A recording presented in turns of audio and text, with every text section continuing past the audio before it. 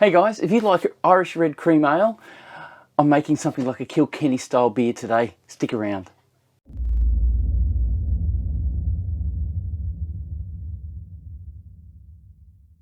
Hey guys, welcome to Simple Homebrew. I'm Pierre and we're doing a Irish cream ale today, a Kilkenny style beer, which I'm hoping will come out pretty close.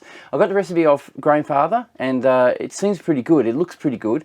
The grains we're using today are pale 2-row, 4.45 kilograms. We're using crystal at 1 kilogram and then roasted barley at 250 grams. That's all we're using. The actual hops we're putting in are Challenger. We're putting about 27 grams of Challenger in, and that's going in at 60 minutes. We're putting Fuggles in, which is about 16 grams, and they're going at 15 minutes. And East Kent Goldings, which is going in at 5 minutes, and that's about 16 grams as well. So I've got it all written on my phone here, so it's easy for me to take off and do anything with it.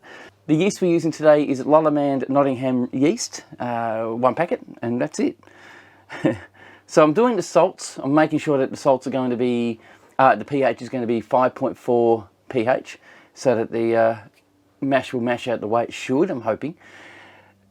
I guess the problem is you guys have to do your own salts because your water supply is different to mine, so just do that. With the mash, the actual mash, we need 18.9 litres of water to mash in, and that's going to be at 65 degrees Celsius for 60 minutes. After that, we're going to do a sparge. There's no 10-minute mash out or anything like that. It's just a sparge, and the sparge is as long as it takes at 75 degrees Celsius. So that's all we're doing. So let's get stuck into it, shall we?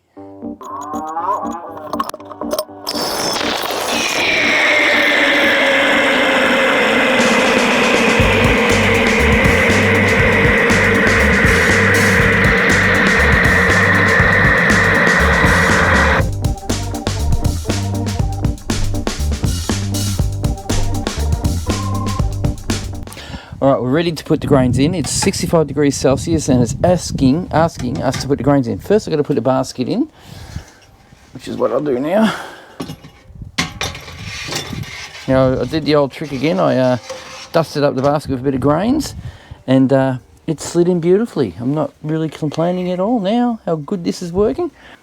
So I've had a long week, guys. I've been wanting to brew this beer and the week's been pretty long, so bear with me if I sound a bit out of it.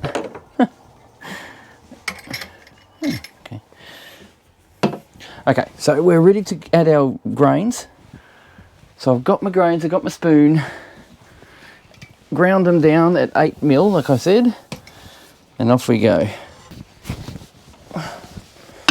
Right, we've got our grains ready to pour. Now I've added a couple of cups full of rice hulls as well, just so we get an easy flowing, what do you call it? Easy flowing mash. Hope you can see what I'm doing there. You can see it's some dark grains in there. There's some light ones that are the most dominant ones, and of course the rice hulls. As you can see, my brewing has changed over time. I'm learning how to brew, I guess, better or efficiently, I suppose. Some people have been online talking about wetting the grains down before adding them, before grinding them, because it stops this powder, dust flying around everywhere. And look, I don't know if it's going to make any difference, but I could try it one day just to see how it goes.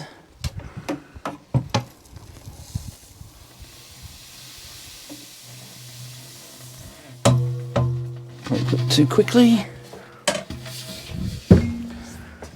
Right, I'll just get that stirred in. Once I get that stirred in, we'll start the timer for 60 minutes mash at 65 degrees Celsius. Once that is mashed at 65 degrees Celsius, we'll start our sparge.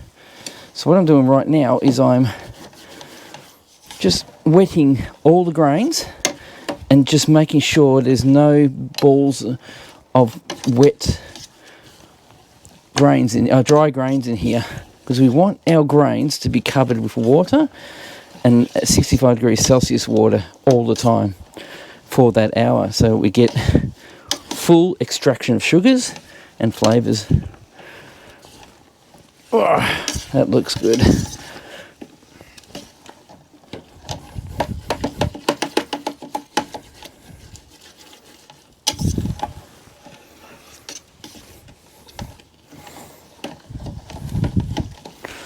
Look at that, there's no dough balls. We're right, we're good to go.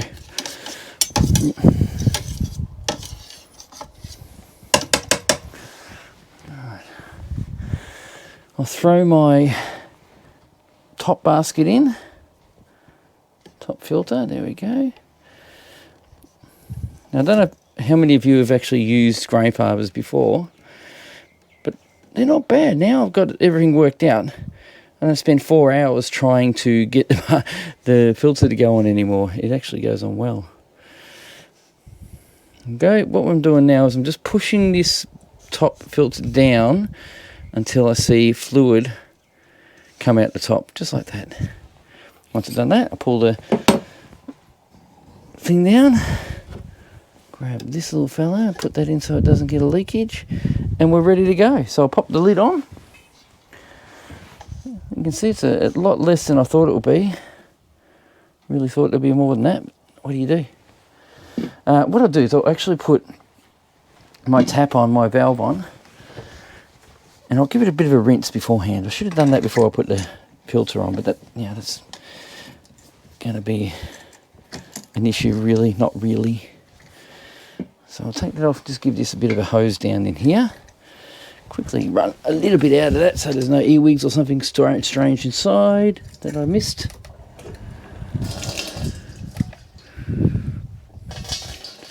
Okay.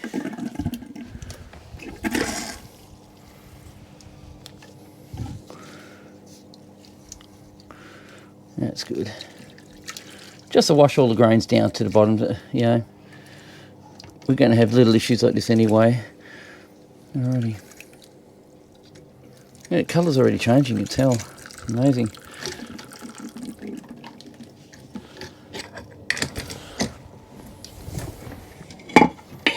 Set that up so it's nice flowy. Nicely flowing. Probably like that will do. And I can do it any better than that anyway. And we'll turn her on. I'm just going to pump a bit through. Let it get to the bottom filter. Just get a bit of a flow going for a minute. So what I'm trying to do is I'll get some of the grains to fall in this little cavity here, so it gets caught up in the filter we've got down the bottom, just to get it flowing better. I don't know if it will clog the filter up, but it shouldn't. It's only a little bit of grain. All right, so I need to slow that down and start. What we're doing right now, we're going to steep these grains for 1 hour. They're going to stay at 65 degrees Celsius for all that time. Once we've done that, we're going to pull the basket out and rinse them with clear water, basically boiled water at 75 degrees Celsius. So that comes next. We'll wait for the steeping to happen and I'll show you how we do the sparging.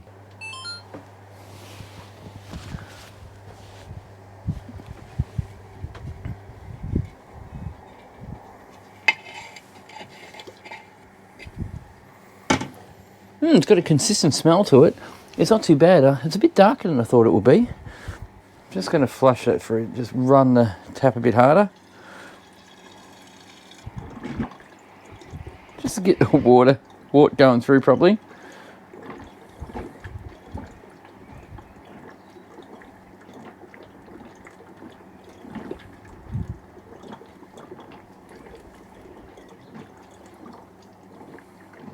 Now just notice that this temperature just went down because it started flushing it through a bit better. It's dropped down a fair bit, so it was quite needed actually to flush it through like that. Just to get that temperature right. So it's going to bring up the temperature and try and boil it a bit harder. So it's probably a good thing. Get that temperature up. So it's saying it's now at 70 degrees when it was almost at 75 degrees 5 seconds ago. So I'm just going to quickly let that run a little bit longer. And I've noticed that the flow hasn't flowed properly. it's been quite inconsistent. So I might just leave the mash just a little bit longer than I usually would. Maybe go for another 10 minutes until this actually gets to 75 degrees Celsius. So I'll run that like that until everything reaches 75 degrees Celsius, just to get it all, you know, a bit more kosher, a bit more close to what I wanted to do. All right, we'll leave it for another 10 minutes and we'll get back to it. Right, yeah, so I've brought it down. It's nearly 75 degrees Celsius, so we're about ready to sparge. So I'm going to disconnect everything. Alrighty, so that can go into the wash. Now we're going to lift this out so that the water or the fluid will soak through the grains and soak into the base. So lifting time is here. Oh, why? I had it all set up so it didn't do that.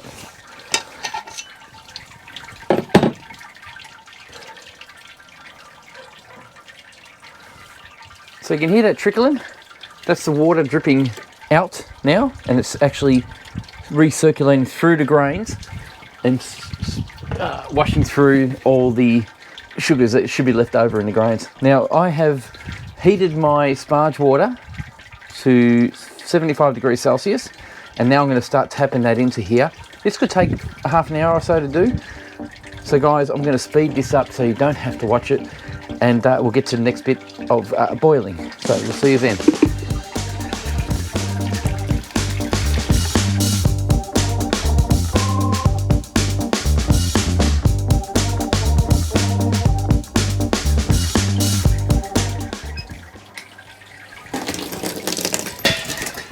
What the f?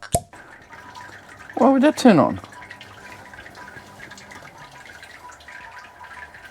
Why the hell would that turn on? It's a sparge. I don't know if you guys saw that. Why did the pump turn on when I'm doing a sparge mode? I don't know why that happened. I'd say I have a setting issue wrong. I just lost a half a glass of beer now. I'm really disappointed. Oh well, let's keep going.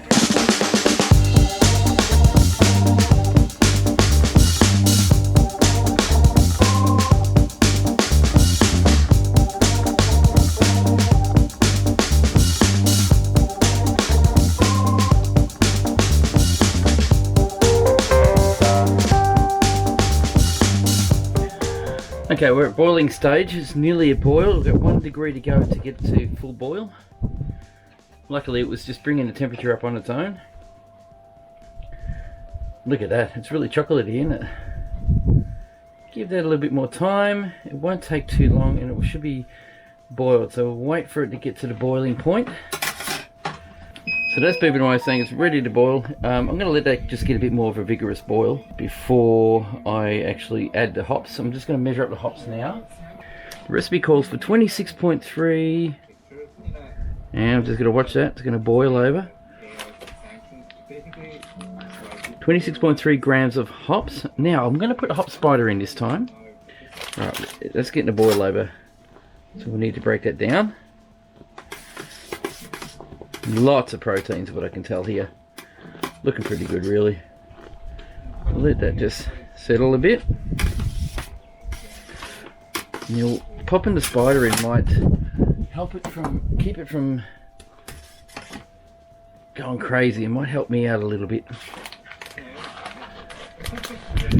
So this is a 25 gram packet of hops. Now we're at boiling. As you can see, it's a vigorous boil.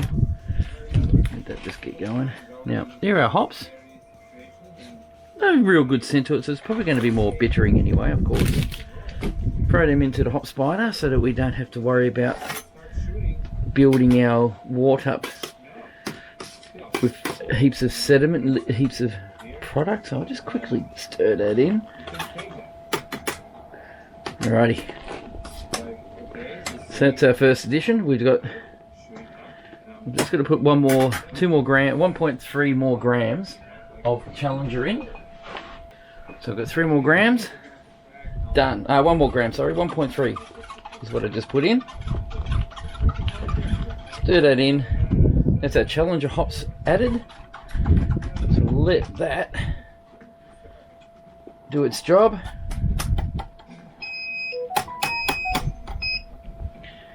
Now boil has started, so we now have to wait 45 minutes to add the Warflock tablet to clear it out, and to add our second addition, which is Fuggles. And the Fuggles are going to go in at 15 minutes with our Warflock tablet. Okay guys, I hope you can see that.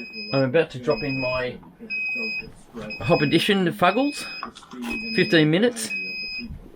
Done. Now, I'll also crumble in some Warflock tablet to help it settle out a bit. So it'll foam up a little bit, but I don't think it'll boil over. Yeah. Sorry guys, about that beeping now. I keep forgetting that's there. Can't see. So there you go. So I've dropped in 15.5 grams of Fuggles. We've got one more hop addition to happen at 5 minutes. And that'll happen very soon. So we'll give that a bit of a stir in the actual hop spider so we can get it circulating properly. We can lift it out, just let it fall through. Overdo it. When you have a little camera, you become a sneak. You know, so it becomes the rules change of the game, okay? Just looking at the colour, I can't see that being a red Irish ale, so I don't think it's going to be a red Irish ale. Don't know what it's going to be, but it definitely isn't like a Kilkenny at the moment, as I can see. But hopefully, when I siphon it out into a bottle or into a fermenter, I think it will come out pretty good. Right, we'll wait for the 5 minutes addition, which is only 10 minutes away, and we'll add our 15.5 grams of East Kent Goldies. So it did occur to me that most of the time when I do my brewing like this, I keep forgetting about my counterflow chiller. Now I need to have this running for about 15 minutes. Ow! That was hot.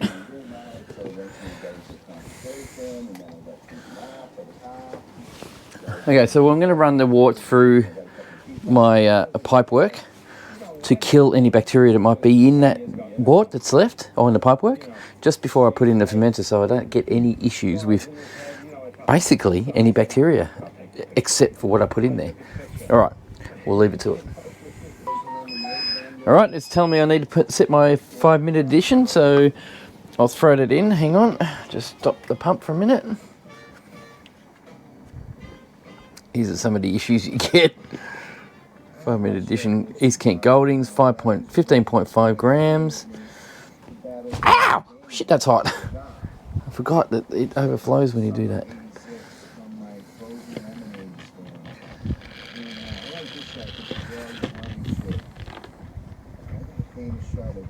It's difficult. Put that over. I'm going to disconnect.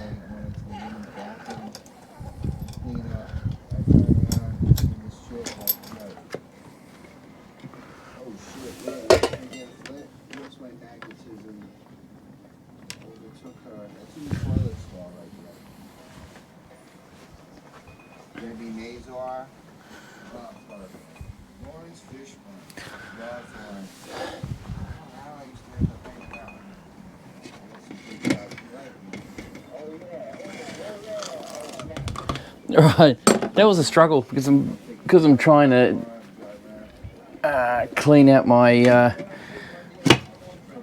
parts. It's really difficult to do that. Well, I'm doing it all wrong maybe, but it's different. I'm going to burn myself. How stupid am I? Whew. That was very dangerous. So what I'm doing is I'm actually going to ferment in the old-fashioned way. Basically, I'm going to put it in my glass carboy. So right now, I'm cooling the wort down to 22 degrees, 23 degrees. That's what the old brown water's at the moment. It won't get any colder. So that should be enough to be able to pitch your yeast anyway. So I'm going to do that. So it should be really quite easy to work with. I'll film the results. Might as well give you an insight on how hard or how easy it is, or how it works, how it runs. So I'll aim the camera to the unit. Put that over there so you can see. And you can just watch it fill. Right. I'll speed this section up so you guys don't have to wait.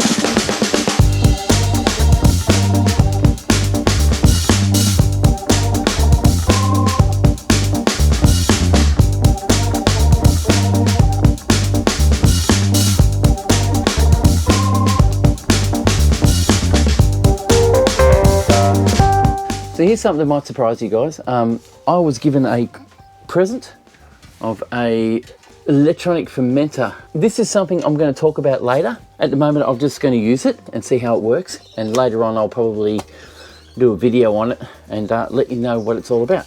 Basically, it's a plateau electronic bubbler, and it's going to give me an insight on how my brew works. So I'll throw that in, work with it. I'll have to put some sanitizer in that. So first, what I'm going to do is add my yeast. Now, sorry guys, you can't see me. Add my yeast, which is Nottingham. I'll give you a bit of a view of the yeast, what it looks like. I smell it's very fresh. It doesn't really smell like anything. Throw that in because it's at temperature. Now, I haven't used this as a fermenter for a very long time, if any time, though it's been a while actually. So what I'll do now is I'll actually give this a shake. I'll have to shake her up.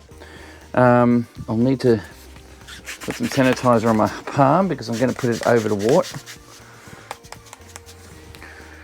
And I'm going to have to shake it. Right.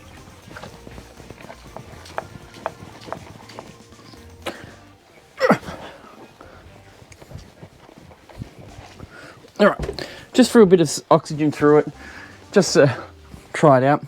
That is very tasty, by the way. I thought I'd give it a go. You can see the yeast is all put through, the oxygen's put through it. I will now put my lid on. That's exhausting, I can tell you, it's exhausting. You guys can have a laugh, I don't care. So that's that. I now have to use this. I'm going to use this thing. It's interesting, and I want to know how it works. So it's basically an electronic device that counts the bubbles and also measures the CO2s that are coming out of your thing. I'll just quickly sanitize the end. Throw that in. I'm not sure this is how it's meant to be used, but that's how I'm using it. And I'll just top her up. I don't know how much to put in. I haven't read the instructions. I'm just being rough. You know how it is. Now, as you can see, there's a cable hanging off it. So that means it's going to be electronically calculated or driven. So I'll just put sanitizer halfway up. And like I said, I'm going to talk to you about this one in the next few videos coming up. I just want to see how it works first.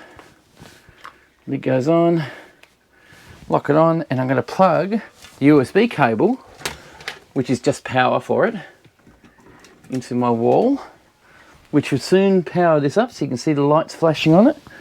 I'm hoping it doesn't affect the item. Now I'm going to just leave it sitting here. Now, like I said, this is an experimental brew, so it doesn't matter how accurate I am with everything. I'm just wanting to know how everything works out.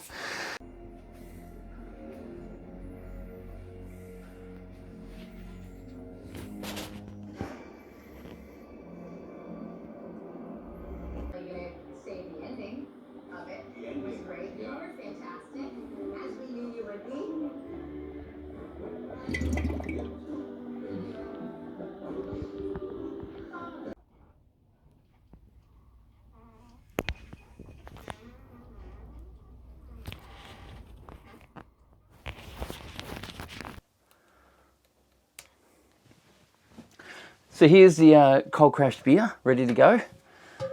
Now I need to just take my airlock off, which is the Plateau airlock, which I'll just take the top off gently. Whoop, spilt it everywhere. So I'll quickly throw that in the sanitizer behind me, which I've done. I'm going to grab my keg. Now the thing is, I do have to open this keg to let the siphon pipe in. and I'm going to let some CO2 out and some oxygen in. So it's just something that's going to happen.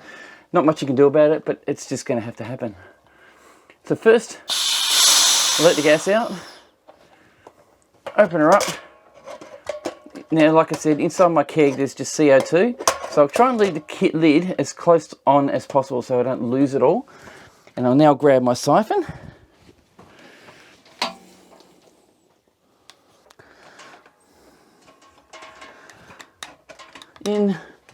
I will now slide my cube, my pickup. My God, it doesn't fit. Trying to do this in the fridge is not a great idea. Oh my God, the shelf nearly fell. Frig's sake. All right, my shelf just fell, as you can see, but it's saying like that. And I'm going to keep it like that until I sanitize, because I am stressing out as it is to get this right. You should start immediately. And off we go. So that's transferring. It'll take about 10 minutes to transfer into the keg. Unfortunately, I mixed it up a bit. It'll probably settle in the keg anyway, so it should be okay. We'll just let that run, and I'll come back to you with a little bit of a tasting, and I'll check the gravity as well, make sure the actual gravity is where it should be. All right, see you soon. All right, so I've got a sample. This is the sample. It's a bit cold at the moment, so it's been in the fridge, been cold crashed. The fermentation stopped at around about 10, 12 by the look of that. Yeah, that's 20, so that's 2, 14. I reckon about 10, 14 to tell you the truth. Stopped at around about 10, 14, which is sweeter than I thought it would be. But I think it'll be nonetheless enjoyable. So we're on the right. I mean, it's going to be high in alcohol anyway, so it's going to be pretty good. It's going to be a good beer. I'll have a taste of it. I have a small sample in the bottom here. I'll give it a bit of a taste. I still got a bit of sediment in there. I just moved it a little bit and got some sediment, but it's okay. All right, what I'm tasting. It's kind of red. I think that'll settle in the keg over a couple of weeks, and it actually tastes nice. It's got a bit of a small bitterness. Some of these commercial beers I've had lately, they tasted like this. I believe it needs about 3 or 4 weeks aging. I think I might leave it for that and see how that goes, and we'll go from there. After this transfer, after it's finished transfer, and you've seen this video, I'll be doing a tasting video on the finished product. It smells great. It smells kind of sweet chocolatey. It's not overbearing. It's not rich in burnt flavourings or anything like that. It's really nice. Yeah, obviously it's got no carbonation in it at the moment. It's not too bad. We'll give it some time, let it age, and I hope it comes up a bit better. All right. So guys, thanks for watching. Thanks for subscribing. Thanks for being part of this channel, and we'll catch you on the next one. I'll leave you with the siphoning of the beer into the keg, and look out for the tasting video. Catch you then. See ya. Bye.